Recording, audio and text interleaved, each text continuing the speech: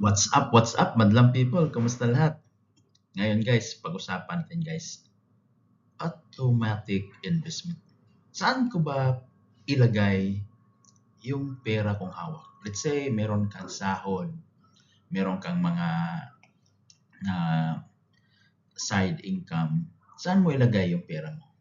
So, meron tayong isi-share dito para sa ating kaalaman. Saan natin i-automatic investment yung pera natin? Madali lang siya guys. Panoorin nyo.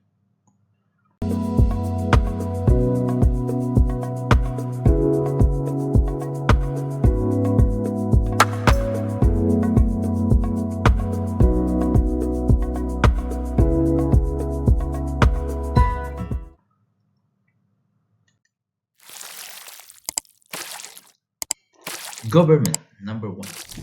So number one, since nasa Pilipinas tayo, meron tayong pag-ibig at meron tayong Social Security System, SSS. Meron tayong tinatawag sa pag-ibig MP2, Personal Investment Savings, aside sa regular savings natin sa pag-ibig. At the same time, meron tayong SSS, regular sa SSS, at meron ding provident dagdag investment. So meron siyang flexible. Marami siyang ino-offer dyan yung Social Security System. At ako, isa din ako kumuha din.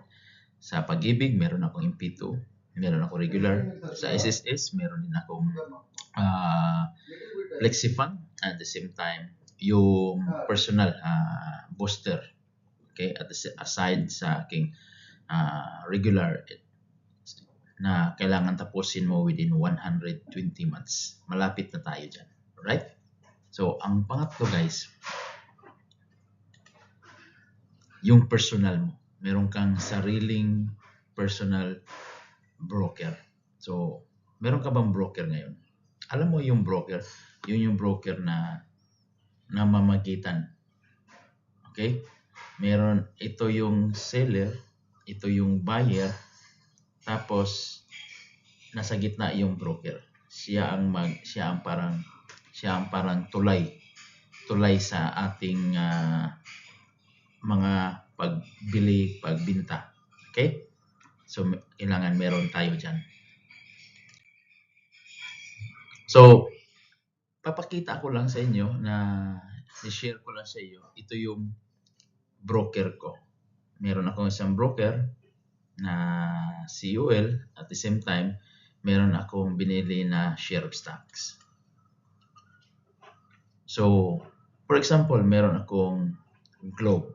Yung Globe na yan, ito makikita mo price, shares, amount, date. Kailan ko nabili yan? December 24, 2024, okay? Up to 2025, September. So, ito yung price niya.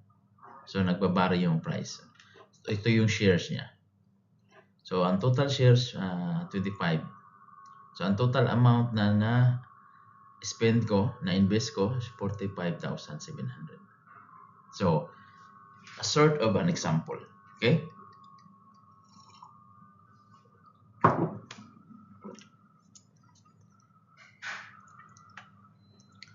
So, ito yung lahat na information, guys. Meron akong record niyan. Okay? So, next natin, pakita ko sa inyo. Ang Globe,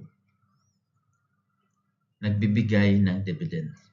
So, ang Globe nagbibigay ng dividend, which is 25 pesos dividend every quarter. So, example lang. You have a number of shares. Meron kang 1,000 na shares.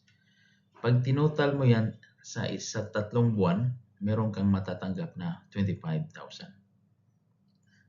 Pansinin nyo, balikan mo yung presentation ko earlier. Magkano yung shares ko? 25 shares. Ngayon, kung meron tayong 1,000 shares, tapos ang dividendong makukuha natin, 25 per share. Meron tayong 25,000 part-time, passive income, additional income. Good or very, very good? Very, very good. Di ba? 25,000, sino magbibigay sa'yo? 25,000. Di ba? Wala. Unless kung utangin mo. At may iba tayong usapan dyan sa utang niya. Okay? So, 2 ways how to invest sa stock. So, dalawang klase yan kung paano tayo bumili sa stock. Naalala nyo yung brokerage, buy and sell. So, ang brokerage nasa gitna ang broker. Okay. So, number 1, buy shares of companies like Globe, Jollibee. You can do your own to buy and sell. Number 2, invest your money in mutual fund. Your money invested many companies like diversification. So, ibig sabihin, kapag pinili mo itong number 1, bibili ka ng shares. Ikaw mag-manage. Itong number 2, meron niyang portfolio manager. Kumbaga, fund manager. Siya mag-manage sa pera natin. Maglagay tayo 1,000, siya nang bahala mag-distribute kung saan niya ilagay. So, wala ka nang intindihin pa. Ito, ikaw ang bahala kung kailan mo ibenta, kailan ka bumili. Okay? Ganun ang ating procedure yan. So, 2 ways of stock investment. So, meron akong i-share dito. Recently na ito. Kahapon lang itong information na ito. 7 dividend stocks to buy and hold forever international. So, ito yung mga company na pwede natin bilhin international na pwede natin stay for how many years hanggang mag-retire tayo.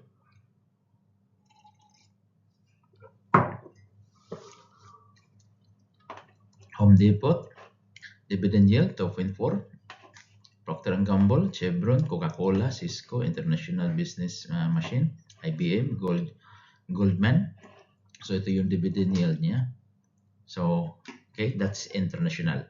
So kailangan mo lang international broker din dyan. Okay? Now, dito tayo sa 7 dividend stocks to buy forever in Philippines. Okay? This is the information sa Philippines. Sariling atin. Okay? So, Manila Electric Company, Metrobank, MBT, San Miguel Food and Beverage, Abuetes Power Corporation, PL Telecom, PLDT, and Globe and ARIC. So, dividend yield 4.3, 7.2. You can see all in the information. So, ito yung mga recommended, guys. Okay? Para sa atin broker dito sa Pilipinas. So, ganun ang ginagawa natin. So, this is a good information at maganda ito. At kung more details, check mo lang lahat ng presentation ko dyan sa aking YouTube channel, sa social media, sa page ko. Okay? So, keep learning and keep investing.